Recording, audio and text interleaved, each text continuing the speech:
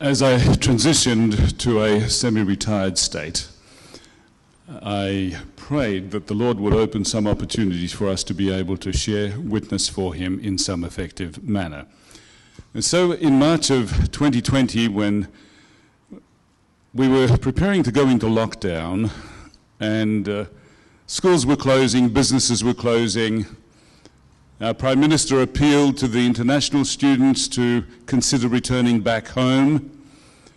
At that point in time, we realized that as soon as we move into lockdown, that will pose certain challenges that won't be addressed immediately within the current welfare social network.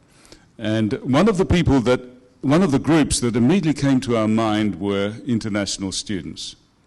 Many of the students who were asked to return home were not in a position to return home, but they lost their jobs, they lost contact not only with family, but also contact with fellow students and with other support networks within the community.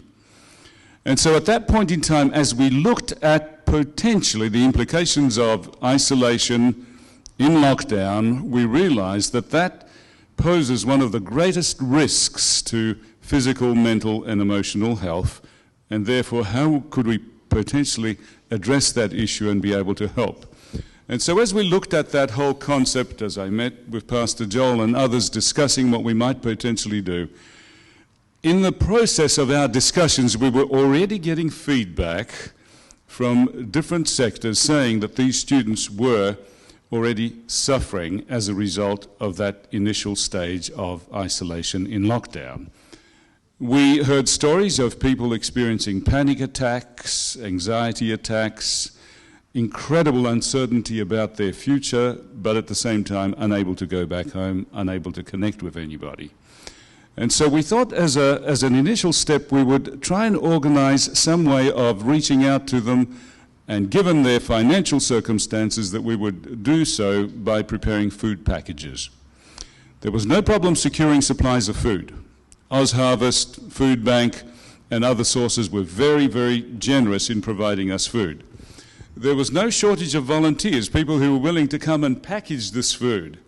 And then we started delivering the food to students who were identified as being in need. And the people who identified the need were basically the administrators of Uni Lodge and various other accommodation facilities around town. And so we would drop off these bags and just briefly meet with these students. And progressively, as we would see them from week to week, we got to know them. These students would start to look out for us. Some of them would go so far as to say, this is the best time of the week. When I get my food package, I can meet with you guys and chat with you. But we knew that wasn't enough. So our next step was to then plan to have some meals with them. And so we started organizing volunteers who would cook soup, cook meals, prepare these meals, and we would invite, sometimes pick up and bring these students to College Park, and there we would sit around the table and eat. And as we did, we were literally met with some very pleasant surprises. Not only did we establish nice relationships and friendships with these students, but these students who were not being preached to, we weren't handing out any flyers or any books or anything of that sort, we were just engaging with them at the social level, started to ask questions and even ask, is there any chance that I could come and visit your church? They wanted to see the church next door, they wanted to know a little bit more about our worship format. And so progressively we said, look, by all means, if you'd like to join, please do. We'll be happy to pick you up, drop you off, and so forth. And so we had a few of these students pop in, participate in church services. And I must tell you, within 4 months of studying the program, we saw the first fruits of the harvest which we were to reap. Right within this church here, in this baptistry, we baptized a student from Uganda who 3 weeks prior to departure pleaded with us to be baptized because he wanted to be a member of our church. And so it was such a high moment for all of us involved as we witnessed the baptism. We basically listened to his own personal story. And not very long after that, somebody who volunteered to assist within the program a lady with certain disabilities in a wheelchair started to attend our church, and the same request. Could I possibly be considered for membership within your church? Now, mind you, at this point there was no preaching involved. There was no sharing of doctrine. The only thing that we had done up until then is to establish a friendship.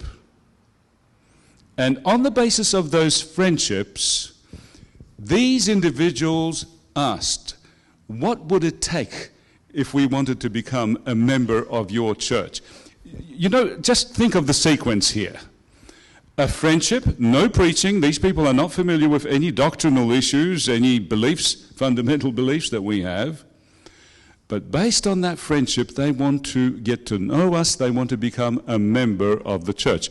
So the friendship comes first. The sharing of the information of Bible truths and beliefs comes next.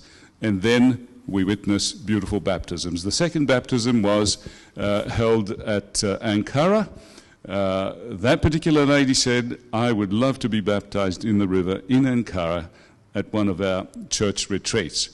Now, today, as Pastor Butcher would attest, we had about 12 of these students attending church at College Park. Quite a number.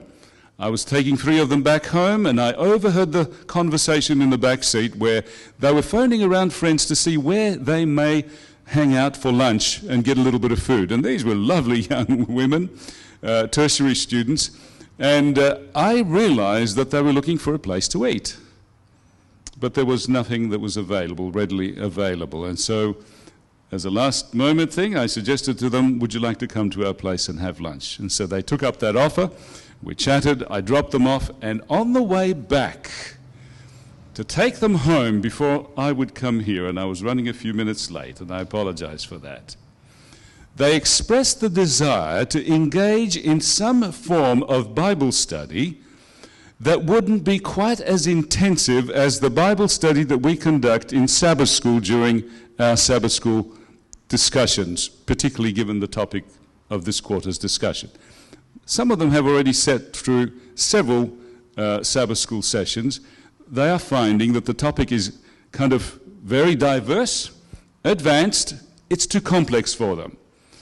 So obviously, very willingly, I suggested to them, look, we can set up another alternative group.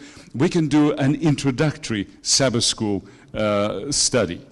And so they're all keen on that.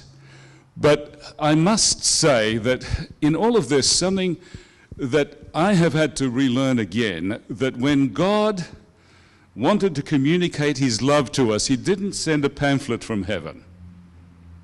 Okay? He sent his son. And his son had this unique ability to be able to witness by meeting people's needs and meeting people where they were. And I think being able to meet these students where they are, being able to help them, assist them, is what it takes. And the next thing that you hear from these students is, could I please join your church? It didn't take very long, only 4 months, and we saw the first baptism. Then a couple of months more, we saw the second baptism, and there are potentially many such cases in the group of students that we had. Last Sunday, I invited them to our place. We did a apple juice press, and then we had pizza, and we had 50 people attending, and they enjoyed themselves so thoroughly that a number of them have said, this was the best day I've had since coming to Adelaide. And you know, this is the basis for us to then develop, advance that friendship a little bit more and bring them to the point where they'll engage in church. We want to make sure that that engagement is meaningful, that the friendships continue to grow and the network continues to expand. This is just one group. I could certainly identify many other groups in our community who are in as great a need, and all we need to do is to be active in a prayerful way, and God will provide the rest.